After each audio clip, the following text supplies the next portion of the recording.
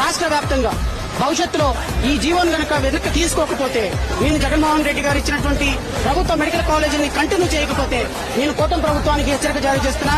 మీరు జీవోని వెనక్కి తీసుకునేంత వరకు మీ ప్రభుత్వాన్ని వెంటాడుతూనే ఉంటారు. ఏ మైనారిటీ, ఎస్సీ, ఎస్టీ, బీసీ, బడుగు బలహీన వర్గాల విద్యార్థులకు అన్యాయం జరిగినా మీ చొక్కాలు విప్పి నడి రోడ్డు మీద నుంచోబెట్టే కార్యక్రమం చాలా సీరియస్ గా జరుగుతుంది. నాయకులందరినీ కూడా బట్టలోడ తీసివేస్తామని చెప్పి ఈ సందర్భంగా తెలియజేస్తా ఉన్నాం. ఇది కేవలం ఆరంభం మాత్రమే, అంతం మీ గవర్నమెంట్ తోనే మొదలవుతుంది అని నేను హెచ్చరిక జారీ చేస్తూ ఎవరిని వదిలిపెట్టేది ఉండదు.